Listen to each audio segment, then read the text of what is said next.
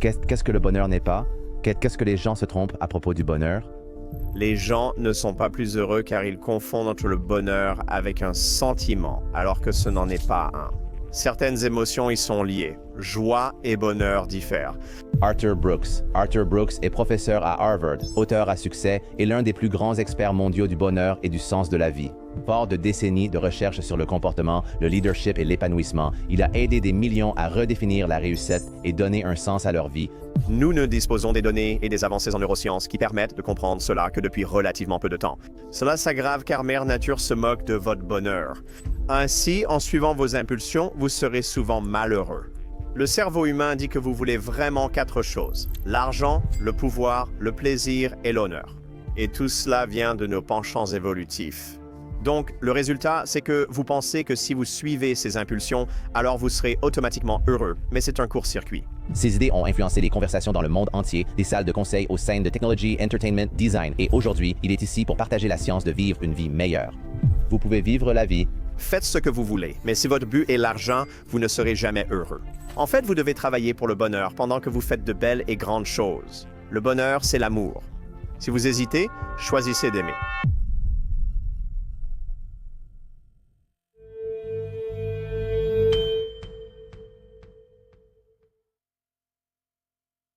Arthur, je suis vraiment ravi que tu sois là. Je veux commencer de façon assez simple, parce que tu parles du bonheur, tu enseignes le bonheur. Mais en une phrase très courte, qu'est-ce que le bonheur n'est pas? Qu'est-ce que les gens se trompent à propos du bonheur? Bonne question. Si les gens ne sont pas plus heureux, c'est à cause d'une mauvaise définition du bonheur. Ils croient à tort que le bonheur est un sentiment. Quand je demande à mes étudiants le premier jour, car après ils savent, je les mets un peu sur la mauvaise piste. Je dis: qu'est-ce que vous pensez étudier? Des enfants? Ce ne sont pas des enfants, ils ont 28 ans. Ce sont des étudiants en Master of Business Administration à Harvard. Je leur demande ce qu'est le bonheur. Ils répondent: je ne sais pas le définir, mais je le reconnais quand je le ressens. Ou c'est ce que je ressens quand je suis avec les personnes que j'aime. Et je dis: faux. Je veux dire, c'est beau, mais c'est faux. Le bonheur n'est pas un sentiment, tout comme l'odeur de la dinde n'est pas le dîner de Thanksgiving. L'odeur de la dinde prouve qu'il y a un dîner, mais ce n'est pas pareil. Le dîner, c'est précis. Pour certains, ce sont des ingrédients ou des plats. Pour d'autres passionnés de science et de fitness comme moi, ce sont protéines, glucides et lipides. C'est ça, votre dîner de Thanksgiving. Ce n'est pas poétique, mais c'est la vérité. Le bonheur fonctionne pareil. Ce n'est pas un simple sentiment. Il y a des émotions liées. Joie et bonheur ne sont pas identiques. Le bonheur est un phénomène à découvrir et étudier, une combinaison de pas de protéines, glucides ou lipides, mais du plaisir, de la satisfaction et du sens, chacun faisant l'objet d'une vaste littérature et d'un projet important. Alors, pourquoi pensez-vous que les gens se trompent aussi souvent? Si tous ces étudiants brillants de la Harvard Master of Business Administration ont probablement tous la même réponse à votre question, c'est qu'il y a une sorte de programmation, une sorte de malentendu qui est accepté culturellement ou simplement accepté en général. C'est parce que Mère Nature n'a cure de votre bonheur. Par exemple, si nous étions naturellement plus heureux, nous y accorderions plus d'attention et d'efforts pour comprendre et étudier ce concept. Beaucoup d'entre nous étudient réellement le bonheur. Presque toutes les grandes universités comptent quelqu'un travaillant sur ce sujet, et le bonheur est désormais un cours à la mode partout. C'est récent, cela ne remonte qu'aux 30 dernières années. Avant, il n'y avait que des psychanalystes comme Freud et Jung qui parlaient de comment ne pas être un pauvre type complètement misérable. Et avant cela, c'était juste, vous savez, le bonheur version 1.0 avec Aristote et compagnie qui faisait des hypothèses à ce sujet. Bon, nous n'avons obtenu ces données et neurosciences pour le prouver que récemment. Cela est accentué par l'indifférence totale de Mère Nature à votre bonheur. Si vous suivez vos impulsions, vous serez souvent malheureux. Vous allez survivre et transmettre vos gènes, mais vous aurez tendance à faire des choses qui vous rendent en fait malheureux plutôt qu'heureux. Et donc, vous pourriez conclure, eh bien, je suppose que je n'ai tout simplement pas ces sentiments. Et en rester là, mais vous n'avez pas besoin de faire cela. Quelle est la... Parce que je sais qu'il y a une variété de choses différentes que vous avez étudiées à propos du bonheur. Quand j'écoutais l'un de vos anciens podcasts, vous parliez de la liste de choses déjà accomplies à l'envers. Et j'ai trouvé que c'était une façon intéressante de découvrir ce que... C'est parce que c'est un peu ça, la liste de choses à faire, la réussite, la course au plaisir et le fait de poursuivre tout et n'importe quoi. Je pense que c'est comme ça, encore une fois, on parle de ce que les gens supposent être le bonheur, même s'ils se trompent. Voilà ce qu'ils veulent. Ils en veulent toujours plus. Alors parle-moi d'où vient cette idée de la bucket list inversée, parce que je pense que ça s'inscrit dans cette idée de ce que beaucoup de gens pensent qui va leur apporter le bonheur, mais qui en réalité ne le leur apporte pas. Oui, je connais mon public ici et c'est à qui je m'adresse, des personnes ambitieuses. Nous nous adressons en grande partie à des personnes qui sont dans la première moitié de leur vie, qui sont ambitieuses, travailleuses et intelligentes. Et d'ailleurs, j'admire totalement cela. J'admire ce que tu fais. J'admire ce que fait ton public. Parce que la vérité, c'est que sans les ambitieux et les entrepreneurs, nous vivrions dans des grottes. Tu sais, si tout le monde était juste un peu paresseux à traîner en attendant que quelqu'un d'autre fasse le travail, on n'aurait même pas la roue et le feu à ce stade. Un entrepreneur a découvert le secret du feu. Tous ceux qui écoutent, cherchons à trouver le prochain secret du feu. Et ils pensent que s'ils font vraiment cette découverte, s'ils obtiennent ces ressources, s'ils ont l'admiration des autres, s'ils reçoivent la reconnaissance pour ce qu'ils font, alors ils seront automatiquement heureux. C'est un court-circuit dans le cerveau humain. Le cerveau humain dit que vous voulez vraiment 4 choses: l'argent, le pouvoir, le plaisir et l'honneur, c'est-à-dire l'admiration des autres. Et tout cela vient de l'évolution des tendances. Vous savez, dans notre environnement ancien, il fallait plus de ressources et il fallait se sentir bien. Ce sont des indicateurs pour transmettre vos gènes, survivre et obtenir assez de calories. Ainsi, les humains modernes, dotés du même cerveau et des mêmes gènes qu'il y a 250 000 ans, ne veulent plus de silex ni de peau dans leur grotte. Ils préfèrent une Ferrari. C'est pareil, une Ferrari attire plus de partenaires. Vous avez plus de chances de montrer que vous avez suffisamment de ressources pour subvenir aux besoins d'une famille si vous avez peu importe quoi. Je veux dire, tout le monde comprend exactement de quoi je parle ici. Donc, le résultat, c'est que vous pensez que si vous suivez ces impulsions, alors vous allez automatiquement être heureux. Mais c'est un circuit croisé. Le bonheur ne vient pas juste de satisfaire ces impulsions. Faire les choses qui vous rendront plus heureux, c'est la partie divine de l'humanité. Vivre selon vos aspirations morales, sans céder à vos impulsions, est la bonne voie. Et donc, pour y parvenir, vous devez être très, très conscient et vous efforcer plus que quiconque. L'une des choses que je remarque chez les personnes ambitieuses, c'est qu'elles croient que si elles obtiennent plus d'argent, de pouvoir, de plaisir et de renommée, elles seront automatiquement heureuses. Je vais t'expliquer en prononçant la phrase qui fonctionne vraiment, mais un mot te mettra mal à l'aise. Écoute bien ce mot, Scott. Si tu comprends comment obtenir le bonheur autrement, tu seras accompli. Quel est le mot dans cette phrase qui t'a déprimé? Seuls les ambitieux comprennent cela. Les fainéants pensent « génial ». Alors, professeur, comment être plus heureux? Non, le problème pour les ambitieux, c'est ce mot « assez », parce que ça n'existe pas. Et la deuxième raison pour laquelle les ambitieux résistent à la science du bonheur, ce n'est pas qu'ils n'y croient pas. Ils y résistent, ils y croient. S'ils acceptent le concept de « assez », cela veut dire qu'ils ont abandonné et qu'ils ne seront plus motivés. Et je suis là pour vous dire que non, ce n'est en fait pas vrai.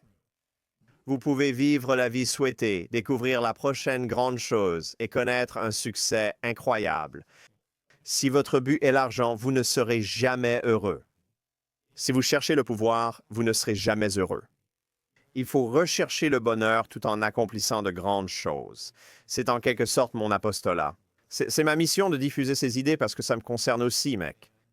Je suis beaucoup plus âgé que toi, mais je suis un battant classique, à faire ci et ça toute ma vie. Numéro 1, mon gars. J'ai mes idoles, comme tout le monde. J'ai accompli beaucoup de choses, mais le bonheur restait difficile car je me trompais souvent à ce sujet. Donc, tu as posé une question précise sur la liste de choses à ne pas faire. Ceci est un exemple de la façon de tenir tête à Mère Nature, afin que tu puisses être à la fois réussi et heureux. Ton cerveau te fait croire que tu seras satisfait si tu as plus. Plus de quoi? Plus de tout.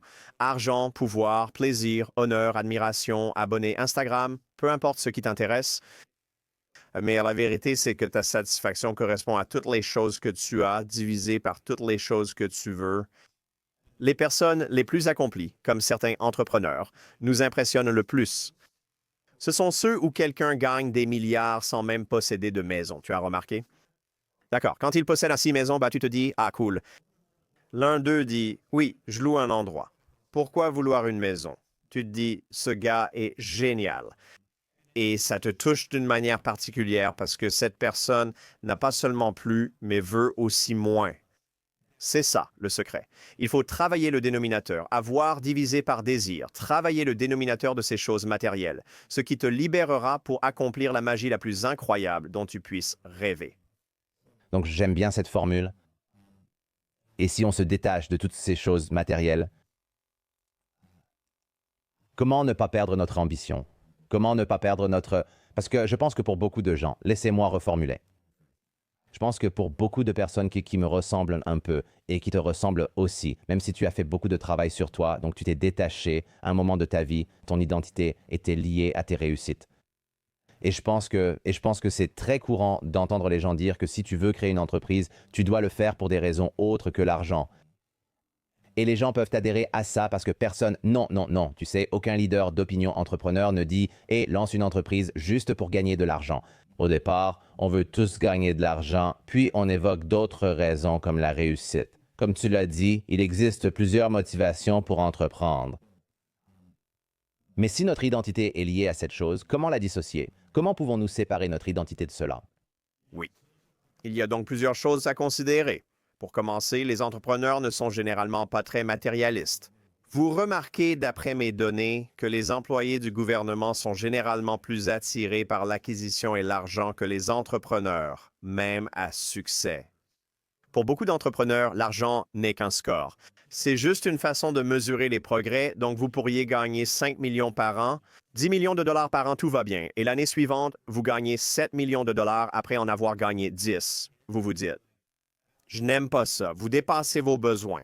Vous n'avez pas aimé car les points allaient dans le mauvais sens, ce qui montre peut-être que vous ne créez pas autant de valeur que vous le pensiez. Concentrez-vous sur la valeur, c'est l'essentiel. C'est la première chose à considérer. Je ne crains pas que les entrepreneurs ou ambitieux prennent mon message. Certains nous regardent et pensent sûrement être d'accord avec moins de désir et d'envie. Je veux être ainsi. La vraie question, c'est comment y parvenir, pas pourquoi c'est difficile. Et la façon de faire ça, c'est de reconnaître que vous avez probablement une idole qui est votre meilleur tableau de bord. Et ce tableau de bord commencera à vous contrôler. Plus vous le faites, moins vous y faites attention. Donc même si je parie qu'il n'y a personne qui nous regarde aujourd'hui, qui soit un entrepreneur sérieux et une personne ambitieuse, qui se soucie vraiment d'avoir un bateau, c'est-à-dire, je veux dire, vous aurez un bateau parce que vous pouvez vous permettre d'en avoir un et que quelqu'un vous convainc qu'un bateau, c'est plutôt sympa, mais vous n'en profiterez pas beaucoup parce que ce qui vous importe vraiment, c'est votre travail. Le bateau va vous gêner car il reste là sur le lac Havasu ou un endroit similaire. Et genre, ah, le bateau. Eh bien, tu sais, c'est drôle. Les entrepreneurs que je connais qui ont un bateau, ils arrivent en fait à en faire un business d'une manière ou d'une autre et ils l'utilisent pour le louer. Totalement, totalement. Transformons-le en un atout lucratif. Tu sais, faisons en sorte qu'il soit génératif au final. Mais il y a quelque chose qui est ta façon préférée de mesurer la valeur que tu crées. C'est toujours l'une de 3 ou 4 choses issues du travail d'Aristote, crois-le ou non. Aristote, philosophe, était scientifiquement en avance sur son temps. Il faisait vraiment de la science naturelle, pas seulement comportementale. Incroyable.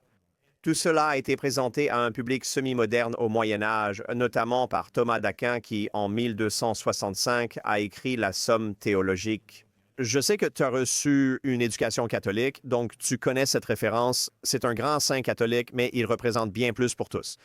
Il est le philosophe du Moyen Âge. Et Thomas d'Aquin, à partir d'Aristote, disait que les êtres humains sont tous séduits, c'est-à-dire qu'ils ont une idole dans l'une de ces 4 choses, l'argent, le pouvoir, le plaisir et la renommée. Je les ai déjà mentionnés, mais chacun a sa propre mesure, sa propre idole à laquelle il succombe.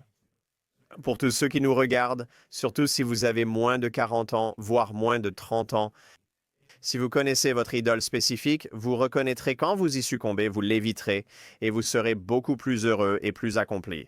Avec mes étudiants en Master of Business Administration de 28 ans, on joue à « Quelle est mon idole ?» pour deviner laquelle c'est. Tu veux jouer, Scott? Jouons, allons-y. Jouons, d'accord. Tu es vraiment bon joueur ici. Applaudissez Scott D. Clary à la radio pour avoir joué à « Quelle est mon idole ?» D'accord. Donc, ce qu'on va faire ici, c'est qu'on va regarder ces 4 idoles et je ne vais pas te demander laquelle t'attire le plus. Je vais te demander laquelle t'attire le moins et dont tu te fiches complètement. Et on va commencer à les éliminer jusqu'à ce qu'il ne reste plus que celle qui est la plus problématique. Ou plutôt la plus attirante. En enlever une ne signifie pas que vous ne l'avez pas. Retirer l'argent, par exemple, ne veut pas dire que vous êtes pauvre. Cela signifie simplement que vous êtes totalement moyen. Les ambitieux, eux, refusent la médiocrité. Au final, si ce n'est pas votre idole, ça ne vous intéresse pas. D'accord, maintenant on les aime tous, mais jouons le jeu. Alors réfléchissons-y. L'argent, vous savez tous ce que c'est. Nous savons tous ce que l'argent peut faire. Nous savons aussi plus ou moins ce que l'argent ne peut pas faire. Le pouvoir signifie avoir de l'influence sur les autres. Et vous voulez faire des choses, elles se réalisent. Ça ne veut pas dire que vous êtes un maniaque. Ça ne veut pas dire que vous êtes président des États-Unis. Ça ne veut pas dire que vous êtes un dictateur. Cela signifie que vous avez la capacité de claquer des doigts et que les choses se font. Le plaisir, c'est vraiment se sentir bien. Cela inclut le confort, ce confort que certaines personnes aiment vraiment. Et puis la célébrité, c'est un peu délicat. Je veux dire, ça ne veut pas forcément dire être célèbre sur Internet ou célèbre comme les Kardashians. Cela signifie que les bonnes personnes te respectent et t'admirent. D'accord, tu pourrais être admiré par des inconnus ou, comme moi dans mon métier de professeur. Tu entres dans la pièce et tout le monde se dit « Oh, voilà Arthur Brooks, c'est un type génial !» C'est le gars qui a écrit ce livre peu connu sur l'élevage des animaux tropicaux. En 2003, cité 14 fois par les bonnes personnes, peu importe. Tu as ta version, peu importe comment ça marche, une renommée auprès des bonnes personnes. D'accord. Très bien, en pensant à la vie de Scott. Je pense que je sais déjà d'ailleurs. D'accord. Laquelle tu élimines, ce sera instructif pour le public et je veux que tout le monde joue à la radio ou en podcast. Alors, laquelle tu élimines, Ion? Celle que j'élimine tout de suite, je peux en éliminer 2. Eh bien, on va passer ensuite au numéro 2. Donc, je pense que le plaisir, je l'élimine en premier. Et la raison pour laquelle je l'élimine, dis-moi pourquoi. Ouais, c'est parce que je me sens mal à l'aise et j'ai l'impression de ne pas en faire assez ou de gâcher ma vie si je ne construis pas, si je ne travaille pas, même dans mes loisirs. Tu sais, je me donne à fond à la salle de sport. Si je ne fais pas une bonne séance, j'ai l'impression que ce n'est pas une bonne journée. Donc, je n'aime pas le confort. D'accord. So, le confort et le plaisir ont disparu. Il reste l'argent, le pouvoir et ensuite la célébrité. J'éliminerai l'argent car dès que j'en gagne, je le dépense aussitôt dans le business à construire. Je n'achète rien pour moi, je n'aime pas m'acheter des choses. Je pense que c'est un gaspillage d'argent. Je ne dépense pas d'argent dans le luxe, vraiment rien. Si ma moitié ne me demandait pas de partir en vacances, je resterais probablement à la maison et j'essaierais de trouver comment investir encore 20 000 € dans une nouvelle façon de promouvoir le podcast ou d'embaucher quelqu'un ou d'essayer autre chose. Donc, l'argent retourne directement dans le business.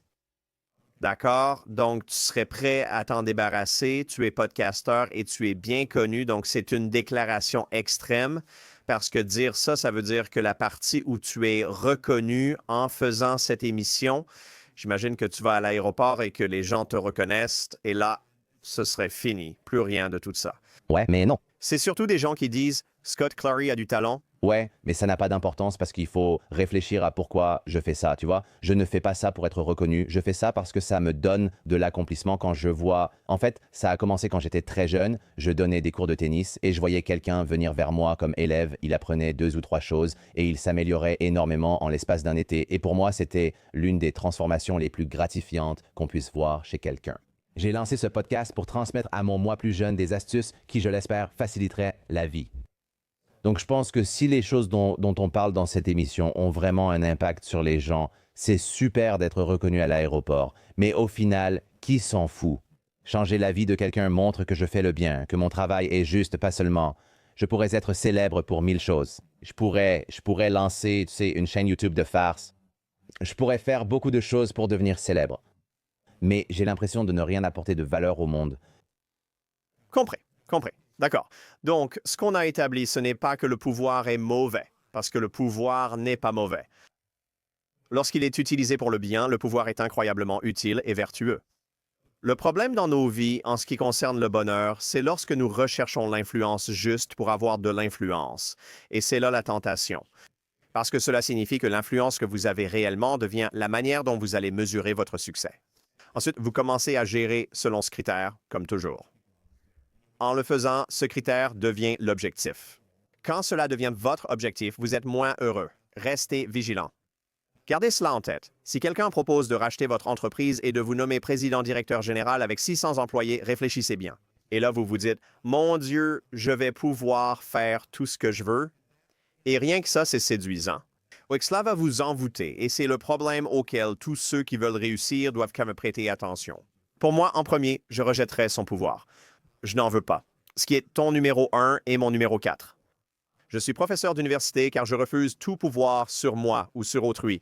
J'ai aussi été président-directeur général pendant 11 ans. Ce qui me déprimait, c'était quand on m'appelait patron, ça sonnait passif-agressif. Je suis radicalement non hiérarchique, tu vois? Et ce sont juste mes valeurs, car c'est simplement ma vision du monde. Je détestais ça. Donc c'est facile pour moi de laisser tomber ça. Ce qui est ironique, c'est que tu as du pouvoir alors que moi je n'ai aucune influence. La façon dont j'ai organisé les choses, c'est que j'ai une situation non hiérarchique dans ma vie, sauf dans la mesure où, enfin, même pas, parce que je n'ai même pas d'enfants qui font ce que je dis, puisque mes enfants sont adultes. Et ils ne faisaient pas ce que je disais quand ils étaient une adolescente non plus, et Dieu sait que ma femme non plus. Donc, en gros, je veux dire, nous avons tous de l'influence. Nous avons tous de l'influence. Les gens suivent beaucoup ce que nous disons si nous sommes connus ou des personnalités publiques. Mais ce n'est pas mon but. Et l'argent, à ce stade, c'est en quelque sorte une bonne façon de savoir si les choses vont bien dans mon entreprise. Mais tu sais, pas tant que ça non plus. Et puis le plaisir, tu sais, genre, je vais à la salle tous les jours aussi, tu vois. Je prends aussi 180 grammes de protéines par jour et je réduis les glucides, même si j'adore les sucreries. Je peux rester longtemps sans me sentir bien. Mais que les gens reconnaissent ce que je fais, c'est ça mon idole. Tu sais, les applaudissements, c'est ça mon idole. Je fais 150 discours par an en dehors de l'université. Je voyage tout le temps. Je veux que les gens apprécient le fait que je fais ce travail et c'est ma faiblesse. Et regarde, j'ai 61 ans. Je peux le dire ouvertement et ne plus me sentir aussi mal à ce sujet et certainement pas en avoir honte. Vouloir être reconnu n'est pas un défaut ni une mauvaise chose, sauf si cela devient mon objectif principal. Et la mesure de ma valeur personnelle, Donc la leçon, c'est que tu dois savoir que tout cela peut être acceptable, mais ne fais pas ce que tu fais uniquement dans la poursuite de ces choses. oui, l'influence sur autrui donne du pouvoir à employer pour leur bien et celui de la société. L'argent, tu peux faire des choses incroyables avec l'argent, avec l'admiration des autres. Regarde, quand les gens t'admirent, ils feront ce que tu fais. Si ta vie les enrichit et qu'ils deviennent plus vertueux, aimants, moraux et éthiques grâce à ton admiration, c'est formidable. C'est ainsi que naissent les bébés. Je soutiens les bébés, mais il faut éviter que cela devienne incontrôlable avec d'autres personnes. Ouais, eh bien, le truc, c'est que ces idoles, elles peuvent vraiment, elles peuvent multiplier ta vie ou la détruire complètement. C'est ça qui est si difficile. Je pense que c'est difficile à comprendre, non? Ces idoles n'ont pas forcément à être une mauvaise chose, mais comment les gens font-ils la part des choses entre trop d'idoles et pas assez? Et je pense que c'est là que les gens se trompent assez souvent.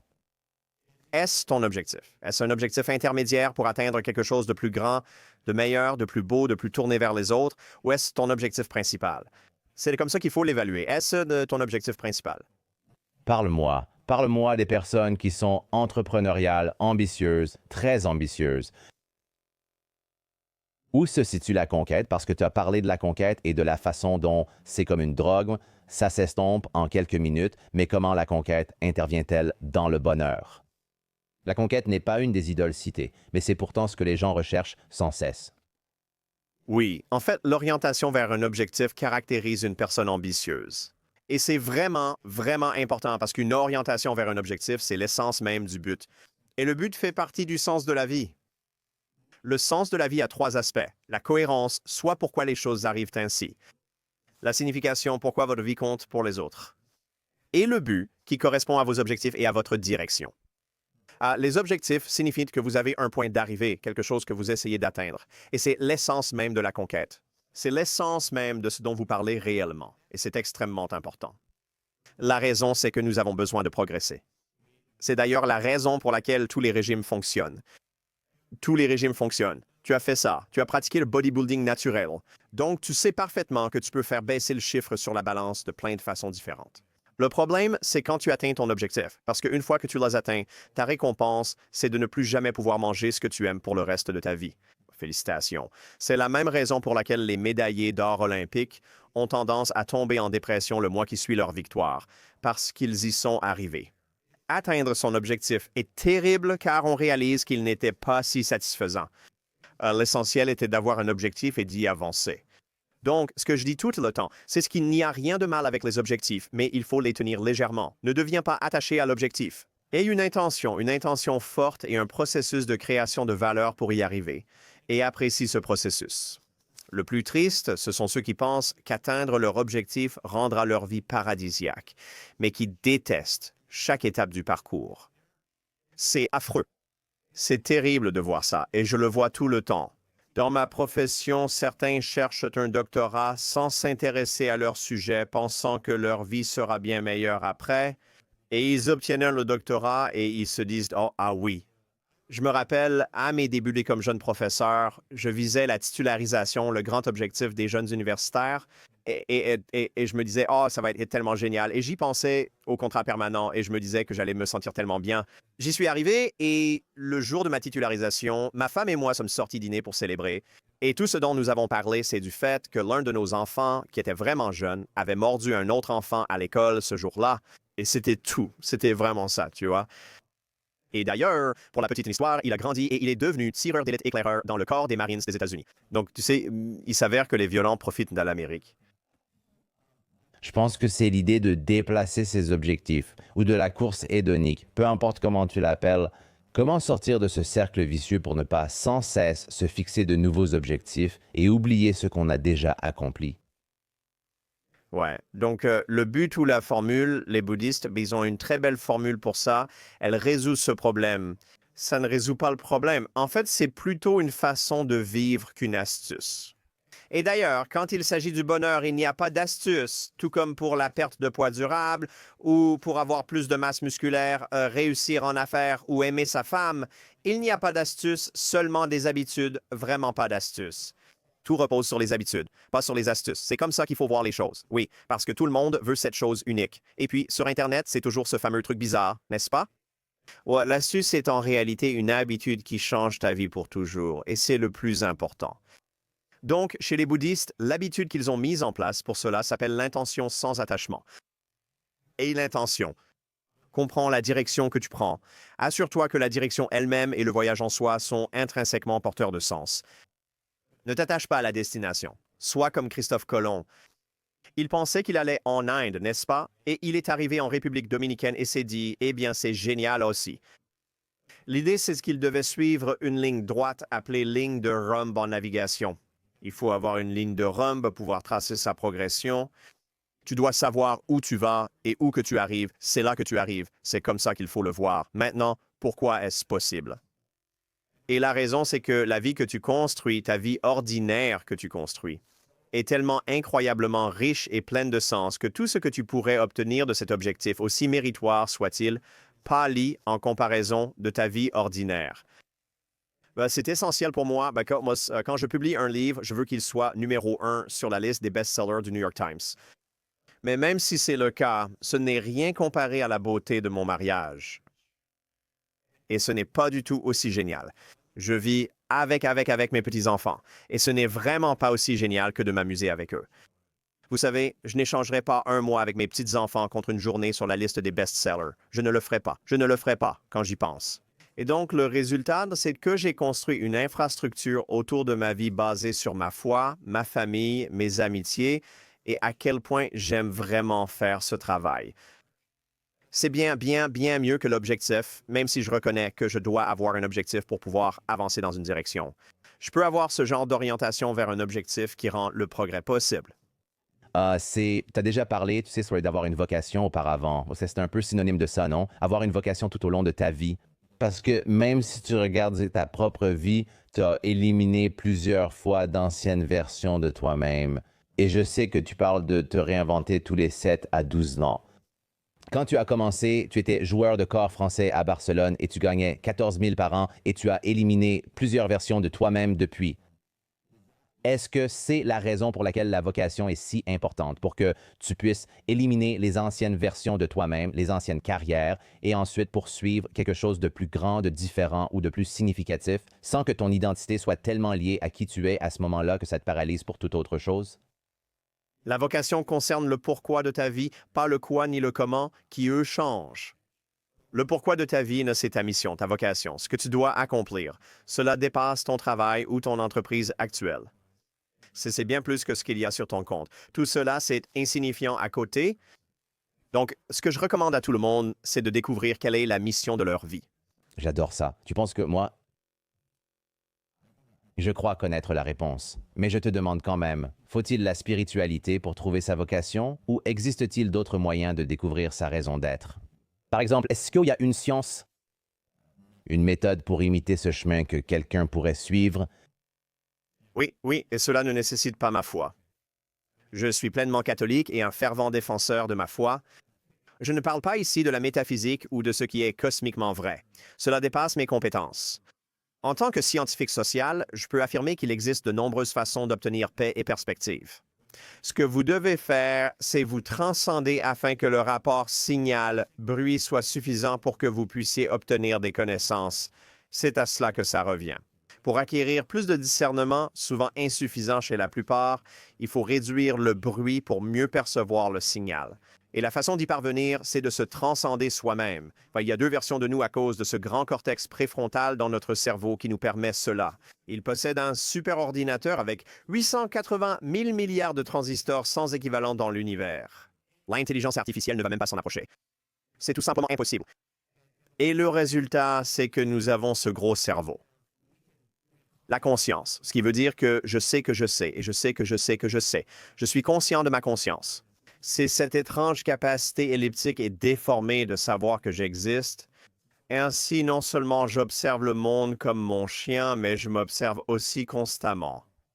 C'est incroyable parce que ça me permet d'être l'espèce dominante des êtres humains, mais c'est aussi une torture parce qu'on pense à soi tout le temps.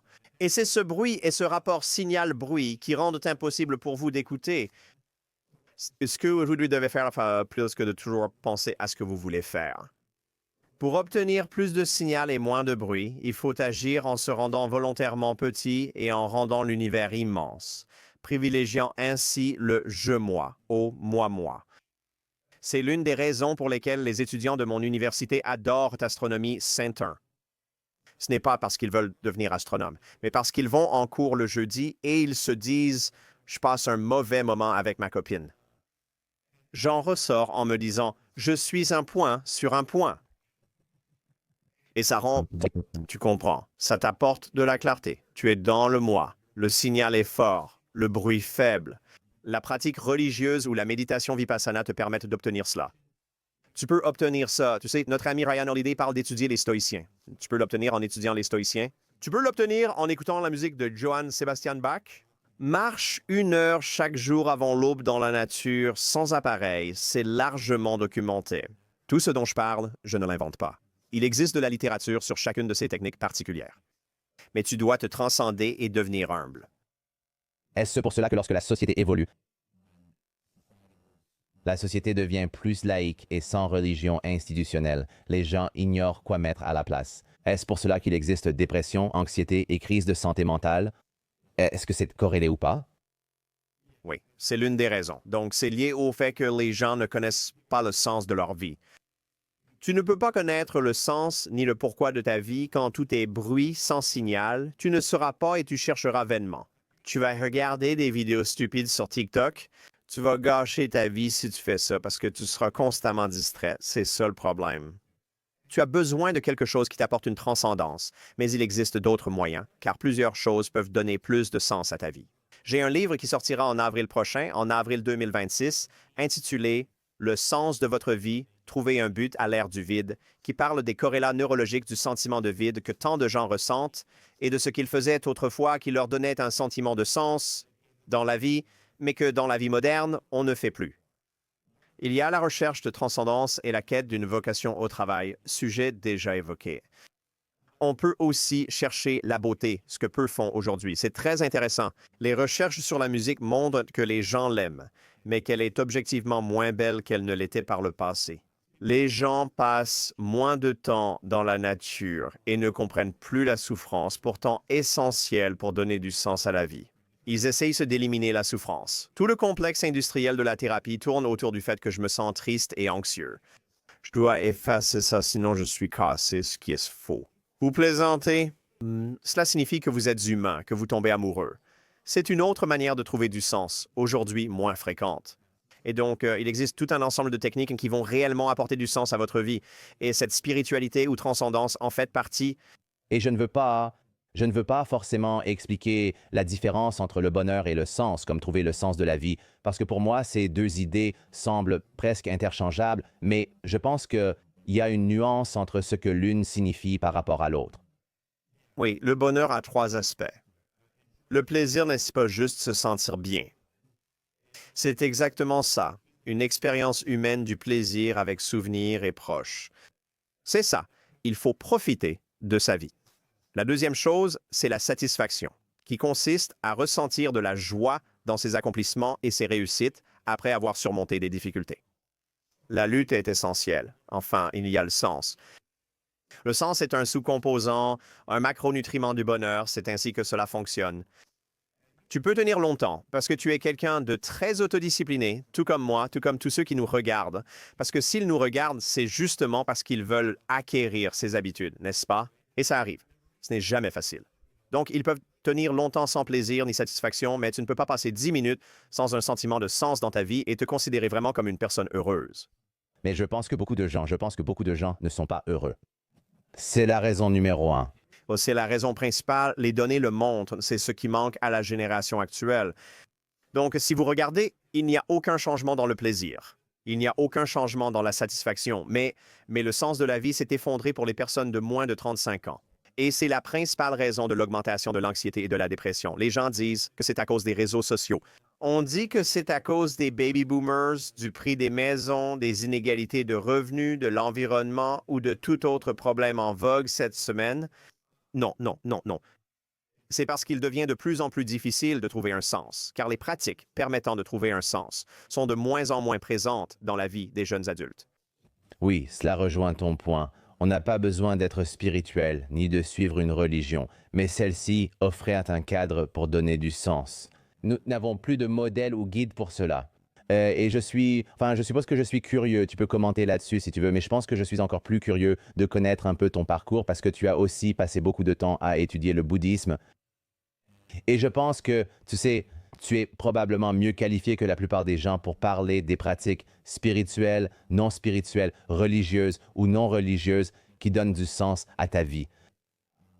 Il y avait donc une raison pour laquelle tu as choisi d'étudier le bouddhisme. Y a-t-il des aspects du bouddhisme que beaucoup ignorent? Existe-t-il d'autres moyens d'aider à trouver un sens?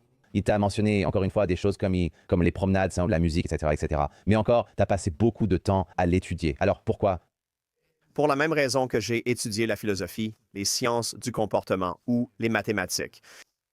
Et c'est parce qu'il y a beaucoup à apprendre sur la façon dont la vie fonctionne que je ne connaissais pas. En vérité, les bouddhistes ont été incroyables quand on approfondit.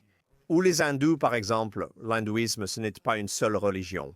C'est vraiment une famille de religions, mais elle a 6000 ans. Et donc, quand je parle avec eux et j'ai d'importants maîtres hindous, Sri Ravi Shankar est quelqu'un qui m'a vraiment beaucoup aidé. Srinochar Venkataraman au Tamil Nadu dans le sud de l'Inde m'a vraiment énormément aidé. Mais j'ai aussi passé les 13 dernières années à travailler très étroitement avec sa sainteté le Dalai Lama dans le bouddhisme tibétain. J'ai appris et pratiqué la méditation bouddhiste tibétaine dans son monastère avec les moines. Et j'ai beaucoup lu et travaillé avec lui. En fait, nous avons même coécrit et réalisé un film documentaire ensemble. J'ai beaucoup appris de cette amitié et je le vois 1 à 2 fois par an.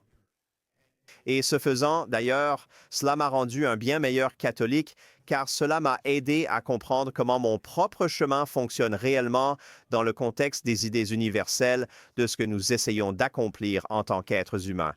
Encore une fois, je ne vais pas faire de déclaration sur, vous savez, qui a raison d'un point de vue métaphysique ou cosmique sur tous ces sujets, parce qu'en réalité, je ne sais pas et je ne peux pas savoir. C'est ça la beauté de la chose. Ne pas savoir, mais agir quand même et devenir vraiment, vraiment excellent dans ce que l'on fait. Le Dalai Lama m'a dit, je veux que tu sois un meilleur homme catholique. C'est tellement intéressant parce qu'il a dit, C'est ton chemin, et c'est une belle chose. Donc oui, je suis ouvert à tout. Si tu me le montres, je l'étudierai pour en tirer le meilleur. pourquoi a-t-il dit ça? Parce que quand tu l'as rencontré pour la première fois, il a dit bonjour vieil ami pour la première fois avant même de te connaître. Pourquoi a-t-il dit ça? Il est habile. Il a des connaissances qui me dépassent. Les bouddhistes tibétains le voient comme un bodhisattva, soit une personne dotée de la nature vivante d'un Bouddha, quelqu'un qui a transcendé le samsara, c'est-à-dire le cycle sans fin des naissances et des morts, mais qui choisit de revenir sans cesse au lieu d'atteindre le nirvana pour le bien des autres, afin d'amener les autres vers l'illumination. C'est ce que fait un bodhisattva. En Occident, on comprend mal le bouddhisme car il y a de nombreux bouddhistes et prétendus bouddhistes occidentaux. Et la raison pour laquelle ils méditent, c'est parce qu'ils veulent se sentir mieux. C'est exactement l'inverse. La raison pour laquelle tu médites, c'est que tu veux que les autres se sentent mieux, parce que tu veux élever les autres, parce que tu veux créer plus d'illumination sur Terre. Tu veux mieux créer un écosystème de paix, bonté, amour et compassion autour de toi. C'est la raison de le faire. Et c'est ce qu'il fait en tant que bodhisattva vivant le plus éminent au monde. La raison en est qu'il a une connaissance aiguë de qui nous sommes et qu'il nous voit tel que nous sommes vraiment. Lorsqu'il a dit « Bonjour vieil ami », il était sincère. Et dès le tout premier instant, j'ai eu l'impression de parler à quelqu'un qui me connaissait depuis des siècles. C'est magnifique, j'adore. J'ai cette thèse qui n'est prouvée par aucune donnée, mais j'ai quand même une thèse. Je pense que si les gens vivaient dans des conditions optimales, c'est-à-dire qu'ils n'avaient rien d'autre à faire, qu'ils ne s'inquiétaient pas de l'argent, du revenu ou simplement de survivre, je crois que beaucoup trouveraient du sens en aidant autrui. Je crois sincèrement que si on te donne l'opportunité de faire ça et que tu t'y investis, enfin pour moi en tout cas, ça a probablement été l'une des choses les plus épanouissantes que j'ai jamais faites dans ma vie. Aider quelqu'un d'autre à traverser ses propres problèmes ou ses propres difficultés. Que je ne sais pas si c'est un sentiment universel, mais je pense que si les gens cherchent du sens, ouais, ce n'est pas une astuce, mais un moyen assez rapide d'en trouver un peu plus dans sa vie, c'est de redonner un peu à quelqu'un qui traverse des difficultés. C'est très humain, c'est dans notre nature, je ne sais pas. Oui, non. J'ai beaucoup recherché ce sujet au début de ma carrière. Et ce que vous découvrez, c'est que la meilleure façon de vous réorienter, vous savez, réinitialiser les disjoncteurs émotionnels, c'est de passer du moi au je, de sortir du moi pour aller vers le je.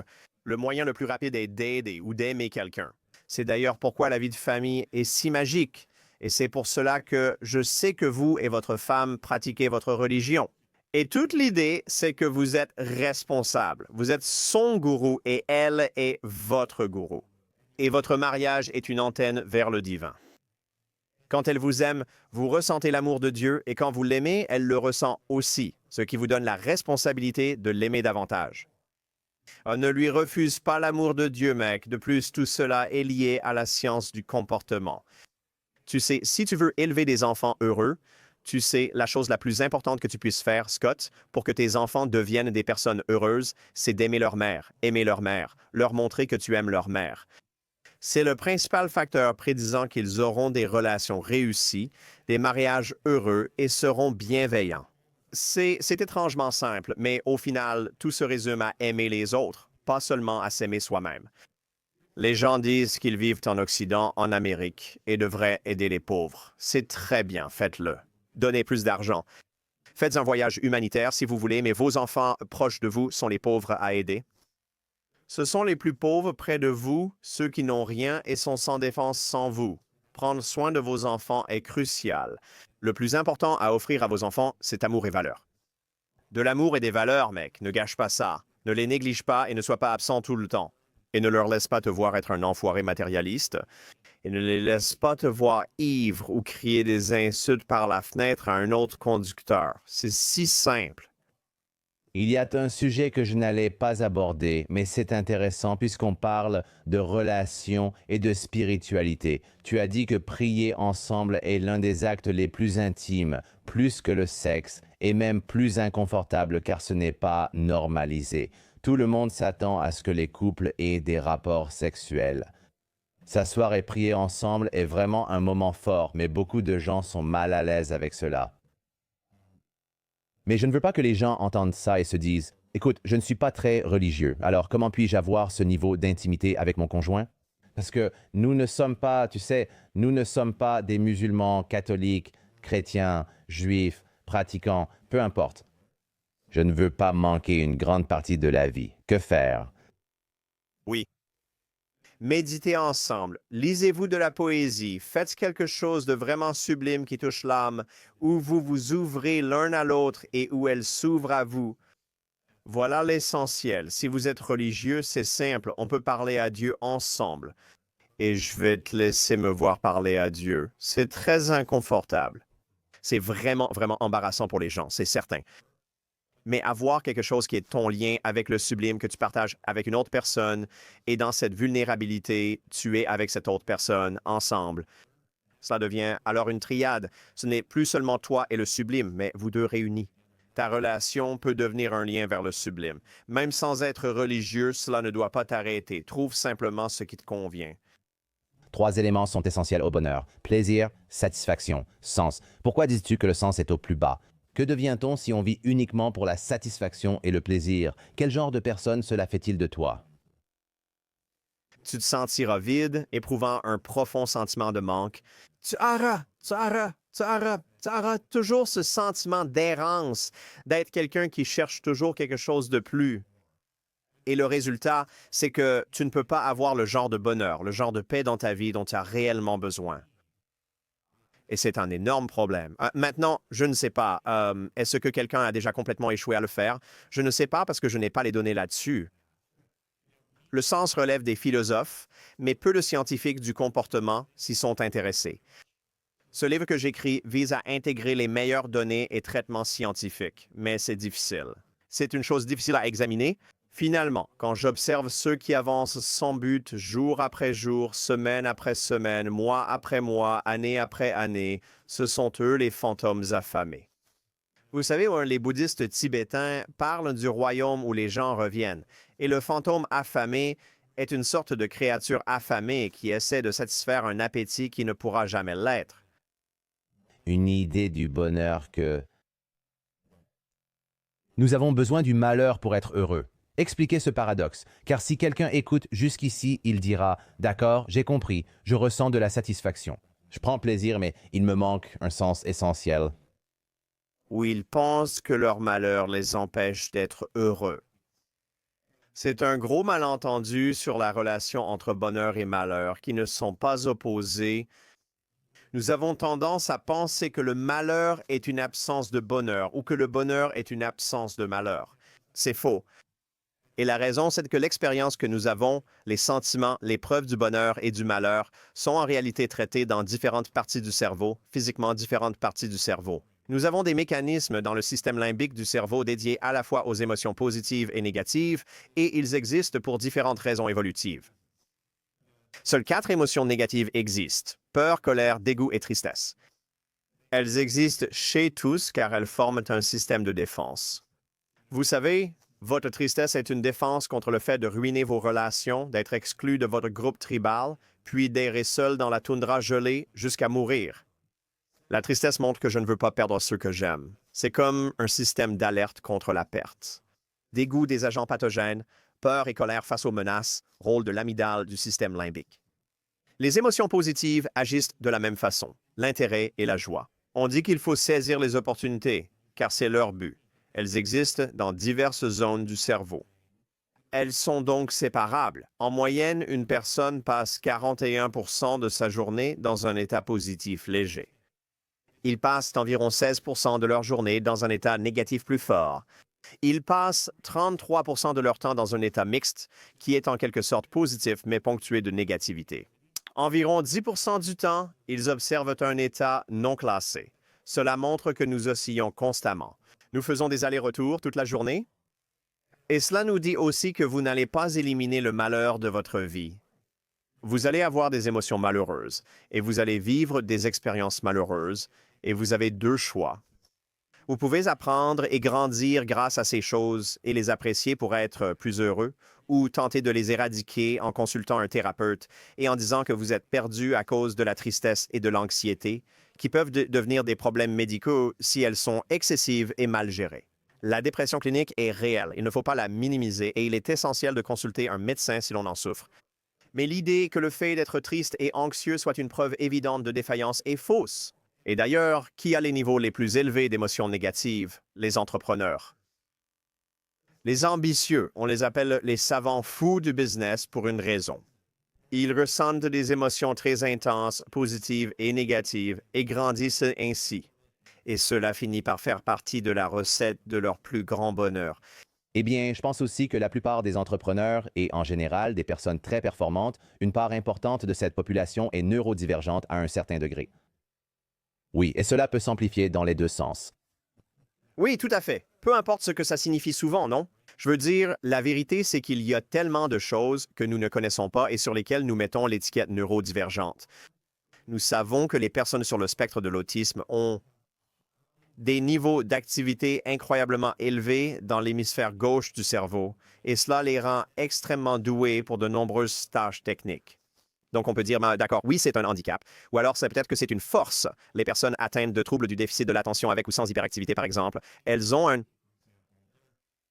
mal à se concentrer sur des choses qu'elles trouvent ennuyeuses. Je veux dire, c'est ce qui le caractérise. Les choses que toi et moi, tu sais, si tu n'as pas ça, tu peux faire des choses que tu trouves ennuyeuses. Les personnes avec le trouble du déficit de l'attention avec ou sans hyperactivité, comme un de mes enfants, dépassent la moyenne en concentration quand elles trouvent ce qui les passionne. Donc, tous ceux qui nous écoutent, si vous avez un enfant avec le trouble du déficit de l'attention avec ou sans hyperactivité, votre rôle est de trouver la chose dans laquelle cet enfant est vraiment, vraiment doué et qu'il aime. Et cet enfant aura beaucoup de succès et sera une personne heureuse. Et ces personnes-là, d'ailleurs, c'est comme « mon enfant est un tireur d'élite ». Tu sais comme c'est ennuyeux d'être tireur d'élite dans un buisson? Il me dit « ouais, papa, j'ai passé 5 heures dans un buisson hier dans le désert. Il faisait 43 degrés et j'avais une tarentule sur le bras. » Et moi, je lui dis, ça a l'air horrible. Il me répond, c'était génial, génial. C'est tellement vrai. Mais je pense que c'est ça le but, non? Donc, je pense que beaucoup de personnes très ambitieuses, encore une fois, définissez neurodivergent comme vous voulez, mais et si tu n'es pas conscient de ce qui te rend heureux ou de ce qui donne du sens à ta vie, il y a plus de risques d'être malheureux sans s'en rendre compte. Parce que je pense que tu peux basculer dans les deux extrêmes et c'est à ça que les gens doivent faire attention, surtout quand tu es une personne ambitieuse. Ah oui, et si tu laisses les gens te dire qu'une particularité étrange chez toi est un handicap, ça peut être un énorme problème. Si tu vas chez le médecin et que le médecin te dit « tu as, je ne sais pas, tel ou tel problème », alors tu vas finir par devenir ce problème dans une très large mesure. Tu sais, la vérité, c'est que nous avons tous des problèmes. Nous avons tous ces caractéristiques étranges en nous. Et pourtant, c'est dans nos faiblesses que nous trouvons notre force. C'est une phrase classique de la Bible chrétienne. Saint Paul dit « Dans ma faiblesse, je trouve ma force, l'épine dans mon côté. » Il parlait sans doute de son épilepsie, ce qui lui a permis de se rapprocher d'autres personnes. Il témoignait du fait qu'il était physiquement fragile et cela rendait sa témoin. Son ministère était meilleur, mais c'est toujours vrai. Votre force révèle votre faiblesse car vous ne pouvez pas vous connecter aux autres. Je répète souvent cela à mes étudiants en Master of Business Administration à Harvard. Vous voulez vous connecter aux autres en tant que leader? Ne leur dites pas que vous êtes allé à Harvard parce que cela ne concerne personne, sauf, vous savez, les 14 personnes qui sont allées à Harvard. Quelle serait, je ne sais pas, la chose, l'activité, l'événement, peu importe, qui pourrait le plus saboter votre bonheur et dont vous devez vous méfier? Oui, quelle est la chose la plus importante pouvant saboter votre bonheur? Oh, il y en a tellement. Il y a tellement de choses que vous pouvez mal faire. Le manque de sens mène vite à l'insatisfaction, c'est sûr. Ce n'est pas quelque chose, ce n'est pas une grosse erreur que vous faites. Donc, la plus grande erreur que les gens font au quotidien, qui sabote non seulement leur bonheur, mais aussi leur réussite, c'est le refus ou l'incapacité de gérer leurs émotions. Je commence par enseigner à mes étudiants en Master of Business Administration l'autogestion émotionnelle via la gestion du système limbique. Le système limbique est le centre de tissu. Nous en avons parlé il y a 1 minute. Il crée des émotions afin que vous ayez des signaux sur ce qui se passe autour de vous. Les émotions sont simplement un système d'alerte qui signale qu'il se passe quelque chose d'important. Et si l'émotion est négative, cela signifie que vous devez éviter quelque chose. Et si l'émotion est positive, cela signifie que vous devez vous approcher de quelque chose. C'est tout. Les sentiments ne sont ni bons ni mauvais. Les mauvais sentiments sont plus susceptibles de vous garder en vie parce qu'ils constituent un système d'alerte face à la menace. Les soi-disant bons sentiments servent d'alerte avancée. Il y a des baies sur un buisson ou un partenaire potentiel. Ce n'est pas urgent, n'est-ce pas? C'est ce que nous voyons. Quand les gens ne comprennent pas cela, et ils deviennent la proie de leurs émotions. Ils font toutes les erreurs de leur vie. Ils se lancent, ils commettent des actes de violence. Ils disent des choses qu'ils ne pensent pas et n'arrivent pas à montrer une bonne régulation émotionnelle, ce qui limiterait leurs opportunités. Ils prendront des décisions qu'ils regrettent ensuite. C'est le plus important. Et donc, la façon de gérer cela, c'est toute une série de techniques appelées la métacognition, où vous déplacez l'expérience de vos émotions dans votre cortex préfrontal, ce qui fait de vous le gestionnaire de vous-même. Cela peut ainsi augmenter considérablement vos chances de prendre des décisions menant au bonheur et au succès. Avez-vous un site web ou un réseau social vers lequel vous souhaitez orienter les gens avant que je ne pose encore quelques questions? Oui, arthurbrooks.com, c'est là où j'ai toutes mes chroniques. Vous pouvez aussi me suivre sur les réseaux sociaux. Sur Instagram, c'est Arthur Brooks.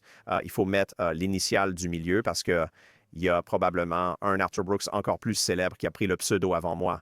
Mais vous pouvez voir beaucoup de choses sur lesquelles je travaille. Il y a pas mal de vidéos courtes là-bas. Ça vous donne un aperçu de ce que j'ai en tête en ce moment. De nos jours, si les gens devaient prendre ce livre, on a abordé beaucoup de sujets différents en lien avec le bonheur. Si les gens prenaient ce livre et que vous vouliez qu'ils en retiennent une idée qui pourrait vraiment changer leur vie, la chose la plus importante, quelle serait-elle? Donc, ce livre comporte 33 chapitres, ce qui veut dire qu'ils sont courts, ce sont des essais. Il est conçu pour être lu en environ un mois, donc lisez le livre sur un mois, lisez un chapitre par jour pour pouvoir vraiment y réfléchir. Chacun des chapitres propose 3 choses à faire, comme « Souviens-toi de ça, fais ceci », c'est très pratique. Tout repose sur la science. Ce livre explique comment neurosciences et sciences sociales peuvent vous aider. Voici l'idée principale sur les perspectives du travail et de la vie. Ta vie, et tout le monde va comprendre ça en regardant cette émission. C'est pour ça qu'ils regardent l'émission. Ta vie, c'est la start-up.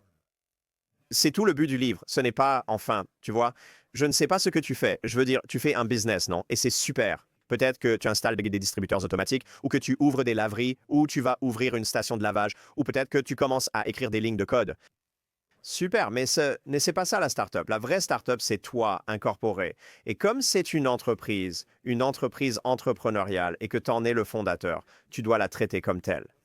Qu'est-ce que ça veut dire? Ça veut dire que tu dois être prêt et capable de prendre le bon type de risque pour des récompenses inhabituelles. Et tu dois connaître la nature des récompenses dont on parle dans cette conversation. Ce ne sont pas l'argent, le pouvoir, le fait de se sentir bien, les éloges en ligne ou les applaudissements. Non, c'est l'amour et le bonheur. Est-ce que tu construis une vie qui est une entreprise à vie où l'amour et le bonheur que tu recherches te reviennent de plus en plus abondamment ou pas? Et si la réponse est non, tu n'es pas dans la bonne voie dans l'entreprise de ta vie. Le but de ce livre, qui imprégnera progressivement ta conscience à mesure que tu liras ces choses chapitre après chapitre après chapitre, est « Je suis le fondateur de la start-up. Je suis l'entrepreneur. » C'est moi, incorporé. Que signifie vraiment pour moi être milliardaire en bonheur et amour? J'espère qu'à la fin du livre, et je suis confiant que les gens le sauront. J'adore ça. La dernière chose que j'aime demander, et tu sais quoi? Je vais adapter cette question uniquement au bonheur parce que la prochaine fois qu'on discutera, ce sera sur un autre sujet. Mais parmi tout ce que tu as appris sur le bonheur, si tu n'avais la possibilité de transmettre qu'une seule idée ou leçon à tes enfants, c'est l'idée principale. Quelle serait cette leçon et pourquoi? Le bonheur, c'est aimer. Si tu hésites, choisis l'amour. L'amour comme le bonheur n'est pas un sentiment, mais un engagement, un acte, une décision. Si tu hésites, aime. Aime quelqu'un, aime un inconnu, aime un ami, aime ta famille, aime tout le monde à travers la façon dont tu gagnes ton pain quotidien, aime Dieu. Mais quand tu aimes, tu as infléchi ton bonheur. C'est la seule chose que tu dois savoir et la seule chose dans la vie qui compte vraiment.